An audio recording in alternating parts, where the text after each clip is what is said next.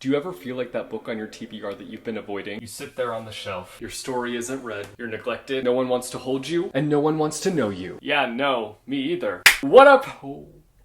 Whoa! What up, reader fam? Almost just popped out of my mouth. What a blast from the past. Am I bringing it out of retirement? No. Hey, hi, hello. Welcome back to my channel. Today, I'm going to be reacting to your bookish hot takes. Hot takes! Hot takes! I love me some unpopular opinions, specifically when it comes to books. It brings me immense amount of comfort knowing that I am not alone in having snarky book takes. Sometimes you'll have me gasping though because of the audacity. I will say that. The gasps are let out. Mouth open, gasps out. I love book opinions that catch me off guard and have me going.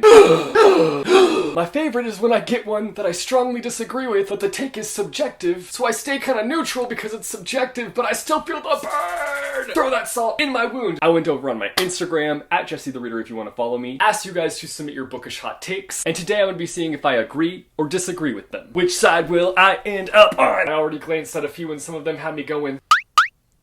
I'm about to walk into a bookish fire of hot takes. Start the fire. Let's get lit. Let's get started. First up, the Cruel Prince isn't that good, it's just trope filled. Starting with a cruel opinion, I see. I can understand the argument that it's trope filled, but like, what book isn't these days? And also, can a story exist without tropes? Can it? Can it? Can it? Asking the hard questions here. Every story has tropes. Now the question is it reliant on these tropes? Are the tropes executed well? Are they leveling up the tropes and bringing something fresh to them? Taking the tropes, flipping them on their heads, and making them fresh, like HelloFresh. Today's video is sponsored by HelloFresh. He's joking. We're not sponsored today. If only we were. That would have been a perfect segue. For me, I'm in the middle here because I do think it is reliant on tropes, but I don't see that as a bad thing in the slightest. It manages to fill up other areas by having an interesting world, political conflicts, and interesting characters, which personally left me with satisfaction. The aftertaste of this book, yumminess. I think it works. My personal opinion is that it's balanced out nicely. Are the tropes executed well? That's where the sub ends up in adjective. Subjective. Fluff over spice. Honestly, same bestie. I read a load of romance books recently, like binge read a bunch of romance books. The spicy scenes in those books, well, I didn't hate them per se, but I much preferred the innocent flirty bits over the down and dirty bits. Flirty, flirty, flirty! Annotating books has gotten too crazy. Hear me out. I would never, like, judge a person for the way they annotated. You know what? I probably would. Who am I kidding? But mostly in my mind. I'm not gonna like outright comment on somebody's Instagram post with their books that are all annotated and be like, bruh, put the highlighters down. You don't need to underline the entirety of the book. Does a tab a page keep the doctor away? Some of these people out here stealing the joy from others by commenting negative things on their posts are weird. Seek help immediately. I do think there is a benefit to all.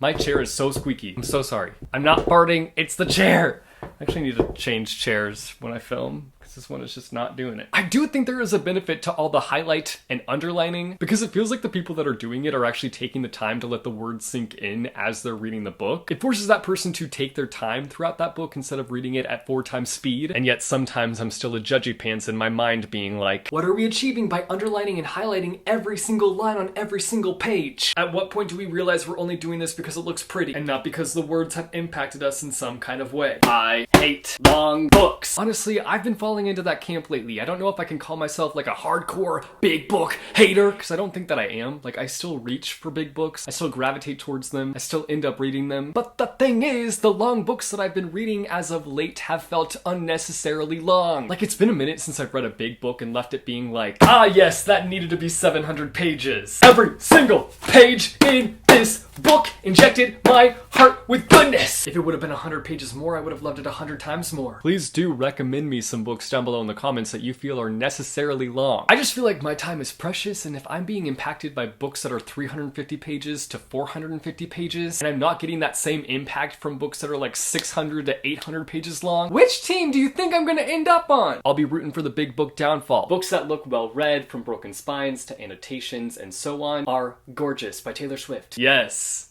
I agree. Just don't look at my pristine book collection. Look away. You see nothing. All their spines are definitely broken. Their pages are yellowing. Some of them are even oranging. I love books that look well read, okay?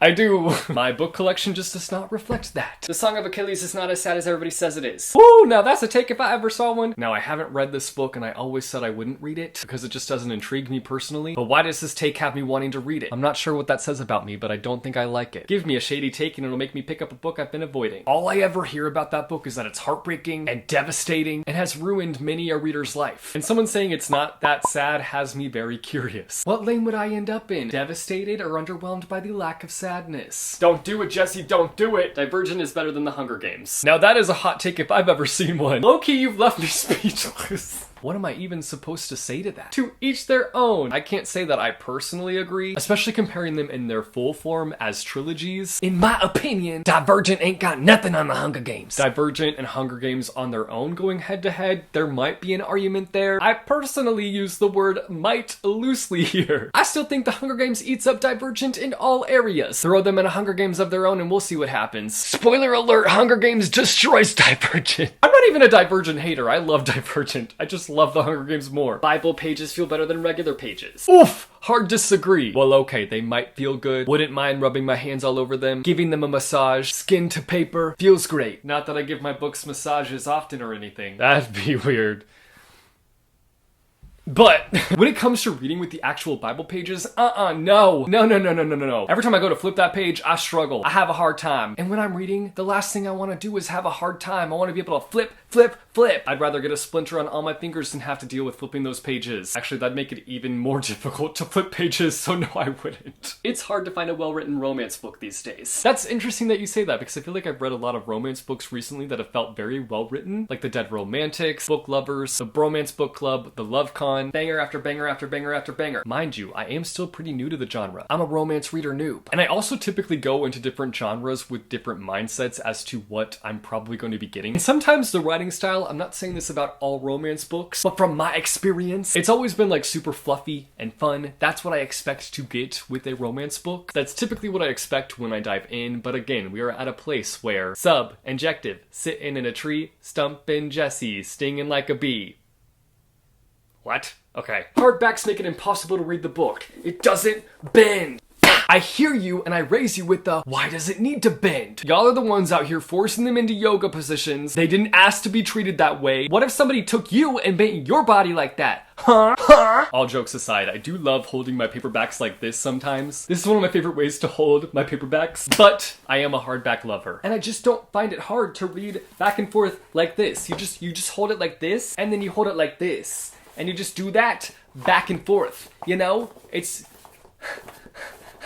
no need for a bend, and they feel sturdy and safe in my hands. A bad guy comes up to me while I'm reading, boom, I got a weapon, and I can multitask whooping them and reading my book. People should take more time to digest books and pay less attention to numbers. I get this thought, I really do, but I also feel like everyone is different. You can't just assume that because somebody reads a lot of books at a fast pace, that they're not processing or digesting the books in the same way that someone who reads a smaller amount of books at a slower pace. We all have different ways of processing information and how fast we process information. Do I think there's too much of a focus on how many books people read? Abso-freaking-lutely. I personally think this is a situation that is up to each individual person. I try my best to hold on to the question, why am I reading? Which sounds dumb, and yes, we all have different reasons for reading, but I more so mean like, am I reading to have a large amount of read books? Or am I reading to be entertained, to learn, to grow? The list goes on and on and on, but that's up to each individual person to figure out for themselves. And again, I don't think it's fair to see someone who's read a lot of books and assume that they're not really digesting what they're reading. Book talk books are generally overhyped and not that good. I've kept my opinions on book talk to myself, but I feel like I have a bit of an unpopular opinion. I actively watch book talk, create book talk content, have a lot of book talk friends now, and I'm gonna say something that might sound controversial, but you don't have to agree with me. Book talk is no different than booktube. In fact, it reminds me a lot of the early days of booktube. Back then, when I was creating booktube content, people hated us and didn't trust our opinions, and that same thing is happening to book talk. The book talk books that are considered book talk books were hyped on booktube like 5-6 years ago. We were liars, they both die at the end, Colleen Hoover this and that. So what does that say about booktube? Does that mean that booktube books are overhyped and not that good? I'm sorry, I'm just like weirdly defensive of book talk. I also think that when it comes to that side of TikTok, it's up to you to kind of curate your feed. TikTok works in a way where it shows you the things that you want to see based off the content that you engage with. So if you don't want to see the same books over and over and over again, then you've got to diversify your following. Search for books on TikTok that you're interested in, and eventually your feed is going to kind of feed you things that you want to see. And again, you're allowed to not like book talk. I just think book talk gets a lot of unnecessary hate, and I feel like people use it for clicks these days, so it's like,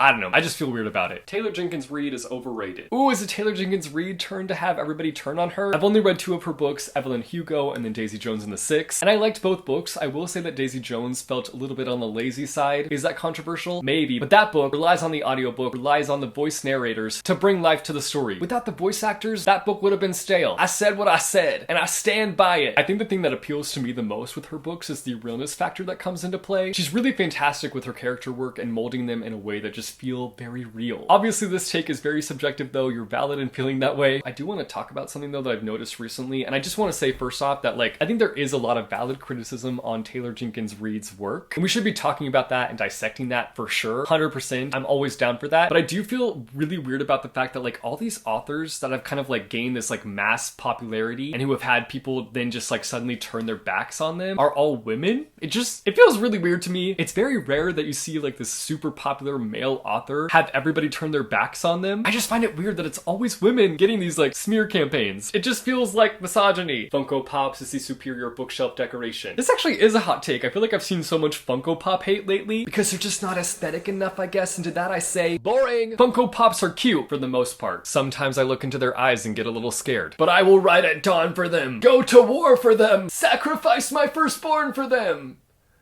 Too far. Too far. The Ballad of Songbirds and Snakes was not it. Third person and President Snow?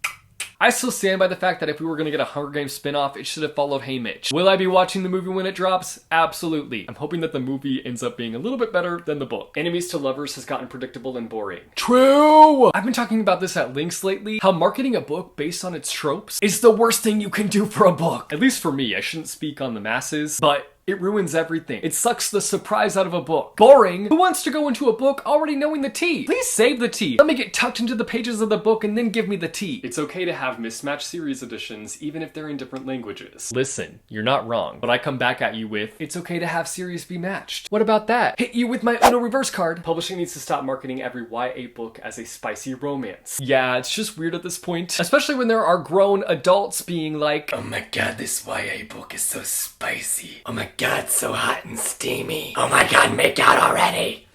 This is giving me the creeps just pretending to be that way, so I'm gonna stop there. Please put the book down. Please stop doing that. Pick up an adult book if you want the spice. I feel like this is the first time where I've reacted to bookish hot takes or bookish unpopular opinions where I haven't agreed with every opinion, so I'm kind of nervous to post this, but just know that your opinions are valid, and you are allowed to feel the way that you feel, and I am allowed to feel differently, and that we can still live in harmony. I give you a heart. That's it for this video though, you guys. I hope that you enjoyed it. Be sure to let me know down below in the comments if there were any hot takes that you strongly agreed with or that you strongly disagreed with. When I just did that, I popped my finger and it kind of hurt. Let me know all your thoughts down below in the comments. If you like this video, be sure to go and hit that like button. If you want to see more bookish content from me, be sure to go and hit subscribe or go and hit that bell icon and you'll be notified every time I post new videos. As always, thank you guys so much for watching. I hope your day is bright, that tomorrow is brighter. Keep reading what your heart desires, and I will see you soon with a new video. Bye, yo!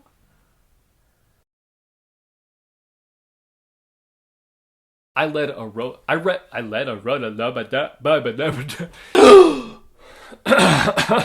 Killing the vibe. I'm gonna fall.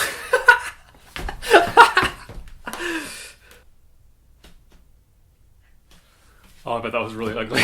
Okay.